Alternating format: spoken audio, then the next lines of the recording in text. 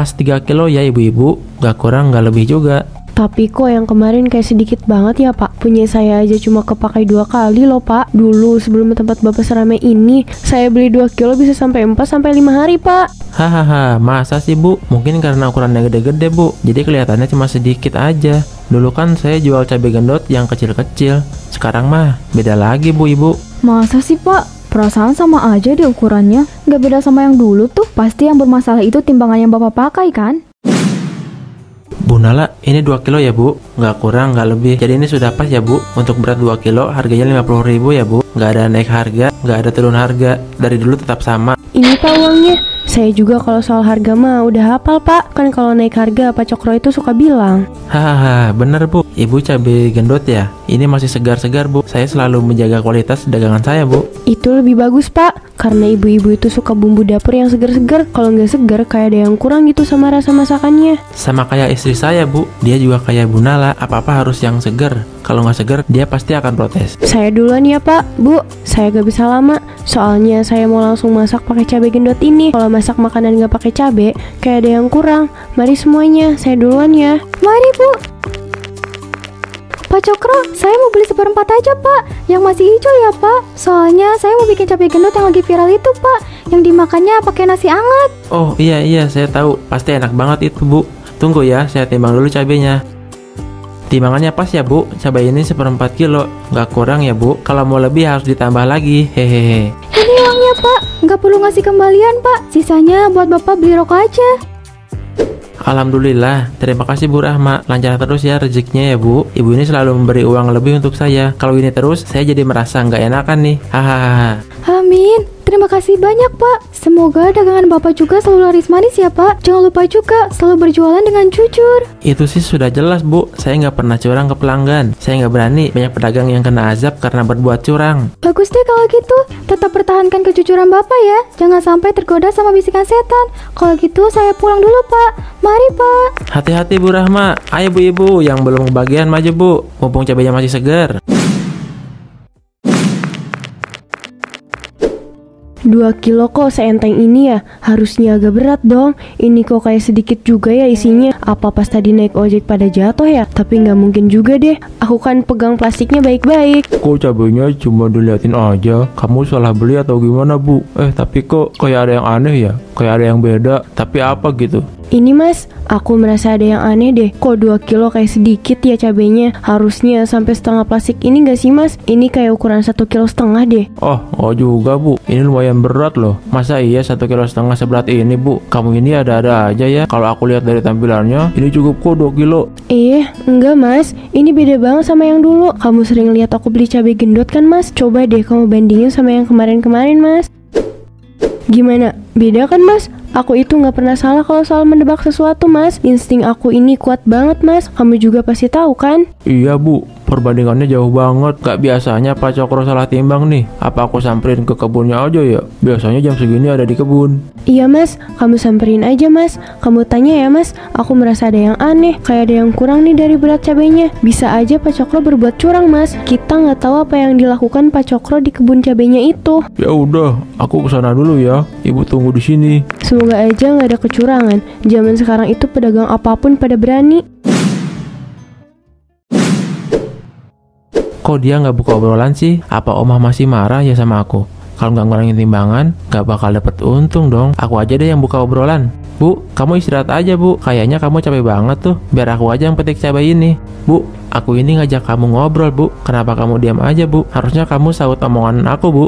Mau sampai kapan kamu kayak gini Mas? Aku nggak pernah dukung kamu berbuat curang Mas. Aku benci cara kamu mencari nafkah. Aku nggak suka lihat kamu ada di jalan yang salah Mas. Namanya juga usaha Bu. Curang atau enggaknya ya tetap jalani aja Bu. Soal pelanggan protes atau marah ya itu udah jadi tanggung jawab aku. Jadi kamu nggak perlu khawatir Bu. Stay kalem aja Bu. Hidup itu harus dibawa enjoy Bu. Usaha sesungguhnya itu nggak kayak gini Mas. Tapi usaha dengan kejujuran Mas, bukan dengan kecurangan seperti ini.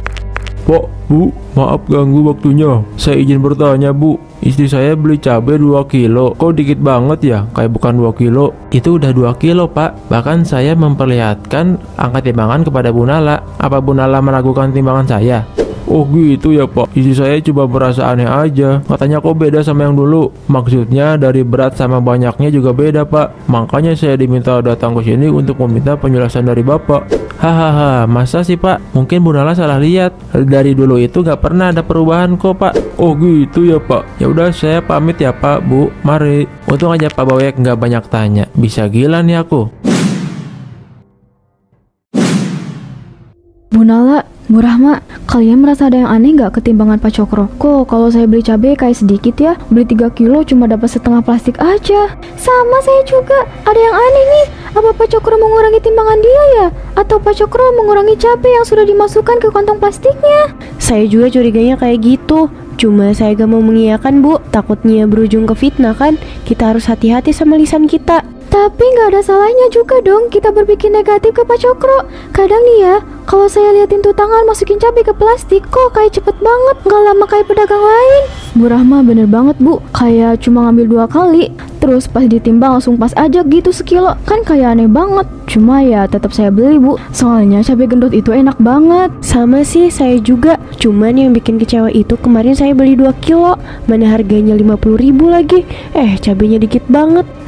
Kalau cuma gini aja, kita nggak bakal nemu jawabannya. Lebih baik kita ke pasar, terus kita beli cabai gendot itu. Nah, kalau udah beli, bawa ke rumah Bu Nala. Ibu punya timbangan kan? Oh iya, saya kan punya timbangan. Boleh deh, nanti kita timbang ulang di rumah saya. Kita langsung ke pasar aja yuk. Saya nggak sabar, pengen buktiin apa yang menurut saya curiga. Ayo Bu. Pas 3 kilo ya ibu-ibu, gak kurang gak lebih juga. Tapi kok yang kemarin kayak sedikit banget ya Pak. Punya saya aja cuma kepakai 2 kali loh Pak. Dulu sebelum tempat Bapak seramai ini, saya beli 2 kilo bisa sampai 4-5 hari Pak. Hahaha, masa sih Bu? Mungkin karena ukurannya gede-gede Bu, jadi kelihatannya cuma sedikit aja. Dulu kan saya jual cabai gendot yang kecil-kecil.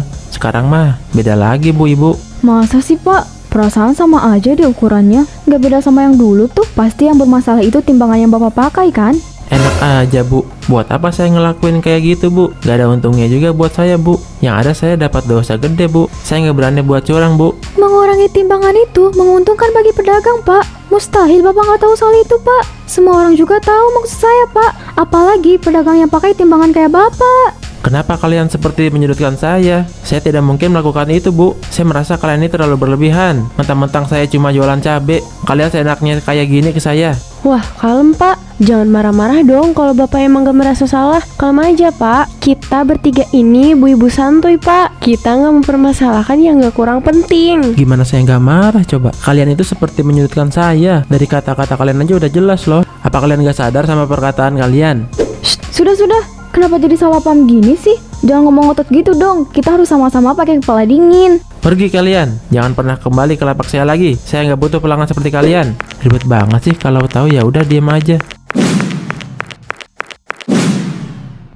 Ya Allah Bu Ibu, ternyata Pak Cokro memang melakukan kecurangan. Tuh kalian lihat kan, perbedaannya jauh Bu. Tuh kan apa saya bilang, Pak Cokro itu memang melakukan kecurangan. Tapi kenapa dia gak mau ngaku coba? Maling mana mau ngaku Bu? Saya itu emang udah curiga dari awal. Tapi Pak Cokro itu selalu banyak alasan. Saya aja muak denger alasan dia tuh. Kalau kayak gini caranya, uang kita banyak nyangkut di Pak Cokro. Saya nggak mau diem aja sih. Saya mau uang itu kembali ke tangan saya. Bukan cuma ibu aja, saya juga mau Bu. Lumayan juga walaupun 50.000 bisa beli beras berapa liter itu. Saya kalau soal uang gak bisa ikhlas gitu aja. Kayaknya semua ibu-ibu juga kayak saya deh. Bu, jadi benar ya Pak Cokro itu berbuat curang ya? Kok dia nggak jujur sama aku ya Bu? Kenapa dia bilang ke yang lain ya Bu? Ibu juga nggak tahu Pak. Ibu juga sampai melongo liatnya Pak. Perbedaannya bisa sampai 200 gram Pak. Uang aku hilang gitu aja. Aku nggak terima dong. Kita datang aja ke rumah Pak Cokro. Kita harus meminta uang kita kembali Bu. Kita harus ke rumah Pak Cokro sekarang juga. Iya Bu Ibu.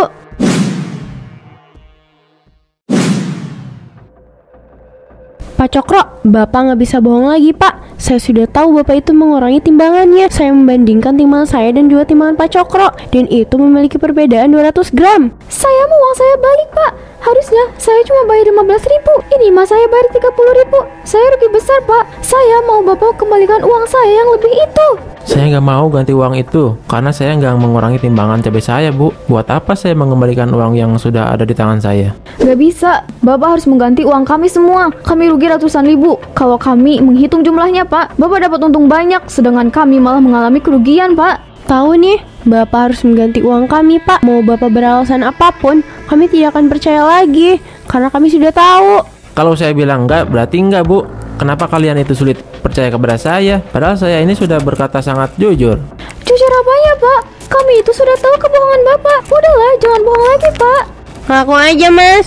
Kamu nggak perlu bohong lagi, Mas. Aku kan selalu bilang sama kamu, hentikan semua ini, Mas. Tapi kamu gak mau nurut sama aku. Nah loh, bapak nggak bisa beralasan lagi pak. Cepat ganti uang kita. Jangan sampai ada yang kurang. Bapak harus mengganti semua uang kami dengan jumlah yang pas. Ini adalah perintah yang sangat keras pak. Oke, saya akan mengganti uang kalian. Kenapa cabenya berlendir gitu sih? Mana warnanya juga jadi ungu kehitaman gini? Ada apa ini pak? Kenapa cabenya bisa berubah pak? Saya juga nggak tahu, Nek. Tadi cabai ini pada segar, tapi setelah Nenek pilih-pilih, cabainya langsung berubah, Nek. Kamu salahin saya, ha? Saya aja nggak tahu kenapa cabai ini bisa berubah. Mungkin ini azab buat kamu pak, karena Pak Cokro itu mengurangi timbangan kan pak? Itu dulu, Nek. Sekarang udah nggak lagi. Saya nggak bohong, Nek. Saya takut kalau berbuat curang tuh, karena saya mengalami banyak hal aneh dalam hidup saya, Nek. Makanya saya memutuskan untuk berbuat jujur, Nek. Halah, bohong. Kalau enggak, mana mungkin cabai ini bisa berubah? Azab kamu itu masih berlanjut, Pak. Dagangan ini juga udah dilaknat, Pak. Jadi Bapak nggak akan bisa berjualan lagi. Nah lah, rasain, Pak. Makanya jangan lawan ibu-ibu. Jadinya kayak gini kan, Pak. Sampai Bapak mati pun, azab ini akan selalu ada. Benar itu, karena kecurangan Pak Cokro itu lebih jahat daripada pedagang lain. Bapak sudah mengecewakan pengguna dapur. Padahal saya suka banget sama cabai gendot ini. Tapi Bapak malah mengurangi timbangan ini, Pak. Saya marah besar ini, Pak. Kenapa kalian malah berkata seperti ini kepada saya? Bantu saya membersihkan cabai-cabai hitam ini. Iya, ogah banget. Bapak bersihin sendiri aja, Pak. Ini kan akibat dari apa perlakuan buruk Bapak. Kenapa harus minta tolong ke orang lain? Saya tahu, tapi saya butuh bantuan kalian. Tolong saya nggak akan bisa membersihkan ini kalau hanya sendiri. Sendiri aja, Pak. Jangan manja-manja. Ayo, Nek, kita beli cabai gendot di tempat lain aja, Nek. Aku harus membersihkan semuanya sendiri. Meski aku merasa jijik, aku harus membuang cabai-cabai ini. Waduh, aku rugi gede banget ini. Harusnya cabai ini terjual habis, tapi aku rugi ratusan ribu nih. Kenapa harus kayak gini coba? Kena cabai ini bisa berubah, bikin aku tambah marah aja deh. Mas, ngapain kamu ada di sini? Kalau cabainya udah dibuang ya udah, Mas. Apa yang kamu lihat, Mas? Kamu mulai menyesal atau gimana? Menyesal itu pasti ada, Bu. Tapi aku nggak mau berhenti gitu aja, Bu. Aku mau coba jualan lagi. Setelah pulang dari sini, aku mau pergi ke kebun buat petik cabai lagi. Buat apa, Pak?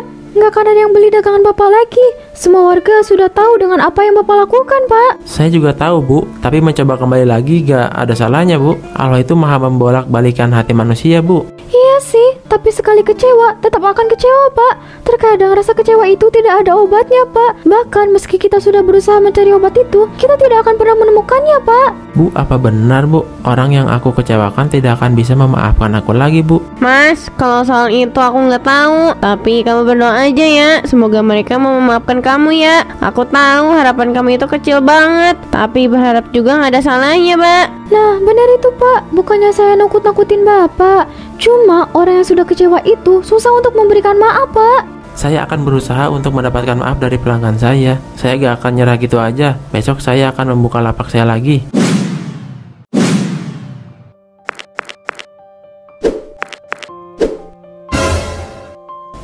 Kenapa cabai-cabai busuk ini ada lagi? Ada apa ini? Kenapa keanehan terus terjadi? Kenapa aku benar-benar gak bisa berjualan? Padahal aku sudah berjualan dengan jujur. Terus timbangan ini juga kenapa bisa hancur ya?